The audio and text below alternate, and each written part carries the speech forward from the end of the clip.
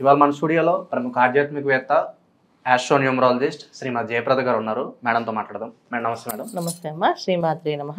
Madam, మార్చి 29 నుంచి శని భగవానుడు కుంభరాశి నుంచి మీన రాశిలోకి సంచారం జరుగుతుంది. మరి దీని ఇంపాక్ట్ అనేది సింహరాశి వాళ్ళ మీద ఎలా ఉండబోతుంది మేడం? తప్పకుండా సింహరాశి వాళ్ళ మీద ఎలా ఉంటుంది అంటే, ఇది సింహరాశి అనేది మనకి రాజ్యం. అంటే ఏంటంటే వాళ్ళు ఒక రాజుల్లాగా రారాజుల్లాగే పనిచేస్తారు. ఎక్కడ ఒక మాట పడడం కానీ, ఎక్కడ ఒక మాట తెచ్చుకోవడం కానీ, చాలా ఏదో నవ్వుతూ వెకిలిగా మాట్లాడడం కానీ అలాంటివి ఏం చేయరు సింహరాశి వాళ్ళు. చాలా పద్ధతిగా, డీసెంట్గా, డిగ్నిఫైడ్గా వాళ్ళ పని వాళ్ళు చేసుకుంటూ వెళ్తారు. అది చిన్న స్థాయి అయినా పెద్ద స్థాయి అయినా ఆ జోన్ నుంచి బయట రారు వాళ్ళు. అలాంటి స్థాయిలో ఇప్పుడు శని భగవానుడు అనేది వీళ్ళకి ఎలాంటి ఇంపాక్ట్ పడుతుంది అంటే, ఖచ్చితంగా కాస్తంత వీళ్ళని మార్చే పద్ధతిలోకి వెళ్ళిపోతుంది. డిఫరెంట్గా మారుస్తుంది. కాస్త నలుగురిలో కలవడము, నలుగురితో మాట్లాడడం, కమ్యూనికేషన్ స్కిల్స్ పెరగడము, కమ్యూనికేషన్స్తో మాట్లాడడం.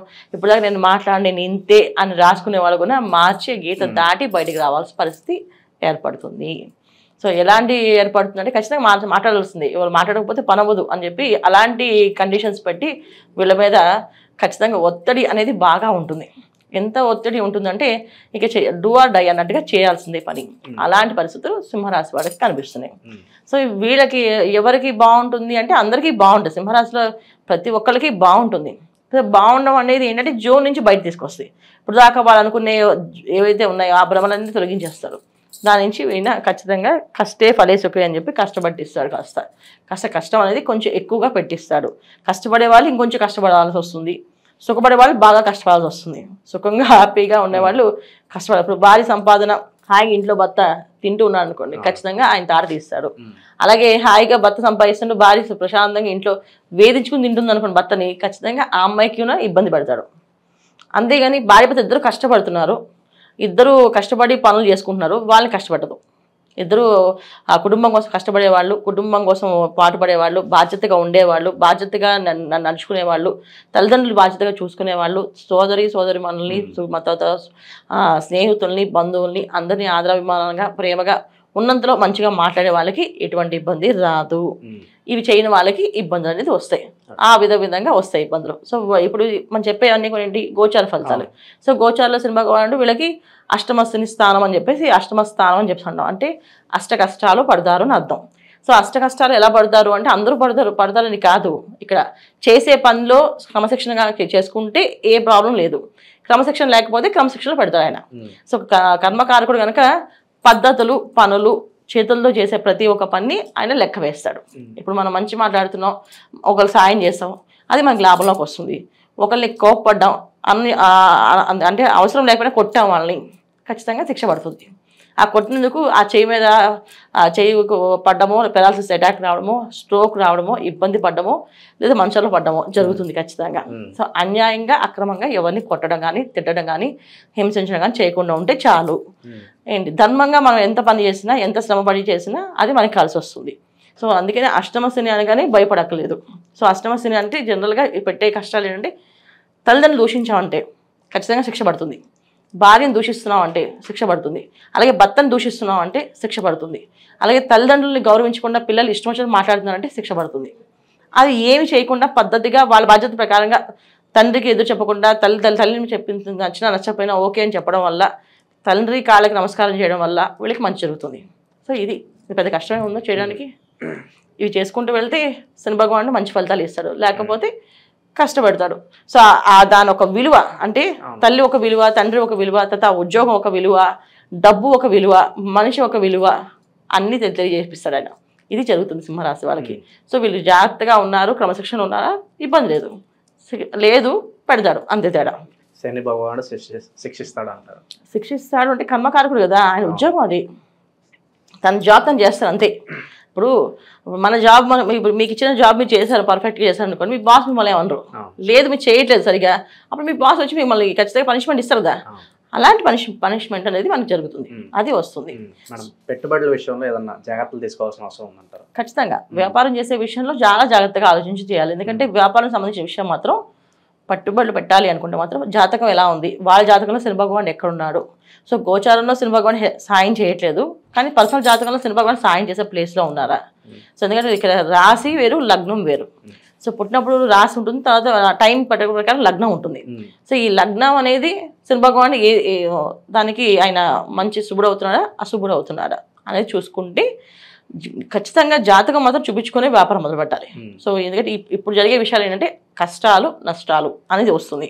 ఈ కష్టాలు నష్టాలు దేనివల్ల వస్తున్నాయి అనేది చెక్ చేసుకోకుండా అడుగు వేస్తే మాత్రం ఖచ్చితంగా దెబ్బతింటామని అర్థం. ఇంకా మెరుగైన ఫలితాలు పొందడానికి ఏదైనా రెమెడీస్ ఉంటే తెలియజేయండి మేడం. తప్పకుండా పొద్దున్నే లేవడం, సూర్య నమస్కారం చేయడం, సూర్య ఆరాధన చేసుకోవడం, తర్వాత ఎవరికైనా లేని వాళ్ళకి బట్టలు, తర్వాత చెప్పులు, ఆహారం, ధాన్యం దానం ఇవ్వడం చేస్తూ ఉంటే మంచి ఫలితాలు ఉంటాయి. సో ఏదైనా పుట్టినరోజులు, పెళ్లి రోజులు వేడుకలుగా చేసుకోకుండా ఒక కార్యక్రమంగా సేవా కార్యక్రమం చేసి ఏదైనా లేని వాళ్ళకి, అనాథలకి, ఇప్పుడు ఏంటంటే సేవ చేయమని చెప్పని మన వాళ్ళు ఎవరికో సేవ చేస్తే పనికిరాదు శని భగవానుడు. సో బయట వాళ్ళకి చేయాలి, మన వాళ్ళకి చేయాలి. అలాగే బయట వాళ్ళు చేస్తాం మన వాళ్ళకి చేయమంటే కుదరదు. ఆయన ఏంటంటే ఫస్ట్ నిన్ను చూసుకో, తర్వాత నీ కుటుంబాన్ని చూసుకో, నీ కుటుంబ సభ్యులను చూసుకో, తర్వాత బయట వాళ్ళని చూడంటారు. సో అందుకని ఇంట్లో వాళ్ళకి కావాల్సినవన్నీ చేసి పెట్టడము, బయట కొని చేయడం ఇలా చేయాలి. లేకపోతే వీళ్ళకి నేను సాయం చేయను అని అనుకోవాలి. మన ఇంట్లో వాళ్ళకైనా ఏదైనా వ్యాపారంలో నష్టం వచ్చింది, వాళ్ళ బాధలో కష్టాలు ఉన్నారు, సరే వాళ్ళకి ఒక సాయం చేయడం అనేది తప్పేం లేదు, సాయం చేయొచ్చు. సో వాళ్ళు వీళ్ళ పట్ల కృతజ్ఞత భావంతో ఉన్నారా ఉంటే వచ్చి సాయం చేస్తే అది వీళ్ళకి అనుకూలంగా ఉంటుంది. లేదు వీళ్ళు మోసం చేసే పద్ధతిలో ఉన్నారా అది వీళ్ళకి ద్రోహం కింద మారుతుంది. ఇవి చూసుకొని చేయాలి. ఇది చేసుకుంటూ వెళ్తే అనుకూలంగా ఉంటుంది. ప్రతి శనివారం ఆదివారం వీళ్ళు ఒక పూట ఉపవాసం ఉండాలి. అంటే రాత్రిపూట తినడం మానేయడం, లేదా ఏదంటే పలహారం తినడమో, ఏదో ఫ్రూట్ జ్యూస్ తాగేసి పడుకోవడమో చేస్తూ ఉంటే అనుకూలంగా ఉంటుంది. శనివారం ఆదివారం 2 రోజులు కొన్నా రాత్రిపూట తినడం మానేస్తే మంచిగా కలిసి వస్తుంది. దానాలు కూడా ఏదైనా చేస్తే బెటర్ అంటారు. దానాలు అంటే అదే ఇప్పుడు దానం అంటే అక్కడ అవసరం బట్టి దానం చేయడం. ఇప్పుడు కార్యక్రమాలు, పూజలు విషయాల్లో ఏంటంటే పర్సనల్ జాతకాన్ని చూపించుకోవాలి. సో జాతకంలో శని భగవాన్ ఒక యోగ కారకుడా కాదా చూసుకుంటే యోగ కారకుడు కాకపోతే అప్పుడు దానికి సంబంధించిన దానాలు, పూజలు ఉంటాయి. లేదు బాగానే ఉంది అంటే కంటిన్యూ అవ్వచ్చు. అయితే ఈ గ్రహస్థితి ఇలా ఉంది కనుక ఖచ్చితంగా కొంచెం క్రమశిక్షణగా బాధ్యతగా పనిచేస్తూ ఉంటే ఆలోచించాలి. మనం ఆలోచించుకునే అవకాశమే శని భగవాన్ ఇచ్చేది. సో మనం తెలుసుకోవడం, మనం ఉన్న తెలివితేటలు బయటపడ్డాం. ఇవి జరిగితేనే ఆయన ఇచ్చే అనుగ్రహం అనేది జరుగుతుంది. సో చూసుకుంటూ వెళ్తే అనుకూలమైన విషయాలు సాధించవచ్చు వీళ్ళకి. జనరల్ శని భగవానుడు అంటే మనం ఏదైనా శనేశ్వరుడు అనగానే భయపడుతుంటాం. ఏదో ఇలాంటి శని ప్రభావం వస్తుంది, అర్ధాష్ట శని వస్తుంది, అష్టమ శని వస్తుంది అని చెప్పేసి. సో ఎక్కడ మనుషులు ఎక్కడ ఎవరు ఏది క్రమశిక్షణ పెట్టరు. మనలో ఉన్న ఒక రూపం ఏదైతే ఉందో అది బయటపడుతుంది. సో ఆ మనలో ఉన్న రూపాలు ఏంటంటే చాలామందికి మంచితనం అనేది కొంతమంది ఉంటుంది, కొంతమందికి చెడు లక్షణాలు ఎక్కువగా ఉంటాయి.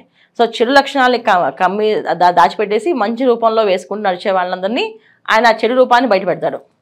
అలాగే మంచి లక్షణాలు ఉన్న వాళ్ళకి ఆ మంచి రూపానికి ఒక గుర్తింపు అనేది ఇస్తాడు. అది శని భగవానుడు చేసే మెయిన్ క్రమశిక్షణ.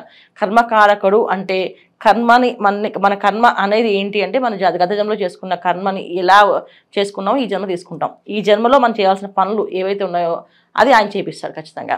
ఒకరు కష్టపడుతున్నారు, బాగా కష్టపడుతున్నారు, బాగా ఇబ్బంది పడుతున్నారు, అధిక కష్టం ఎక్కువగా ఉంది అంటే వాళ్ళు అలా పడి తర్వాత అదృష్టాన్ని అందుకోవాలన్నమాట. అందుకని ఆ కష్టం పడేలాగా చేస్తాడు ఆయన. అందుకే కష్టపెట్టాడు అని అనుకోకూడదు. ఆ కష్టం ఒక విలువ తెలిస్తేనే మనకు ఆ సుఖం విలువ తెలుస్తుంది.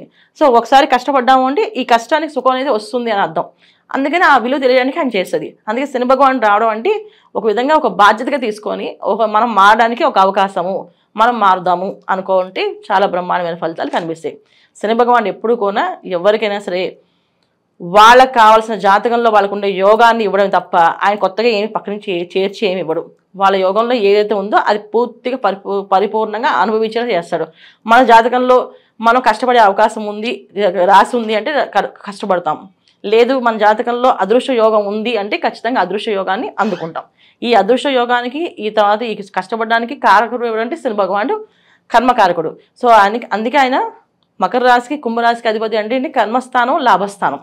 సో జనరల్గా మనం చూసుకుంటే 10వ స్థానం 11వ స్థానం అవుతుంది. 10వ స్థానం అంటే కష్టపడడం ఎలాగో, 11వ స్థానం అంటే లాభపడడం ఎలాగో. అంటే 10వ స్థానంలో కష్టపడడం నేర్పిస్తే తర్వాత సుఖపడి చూపిస్తాడు ఆయన.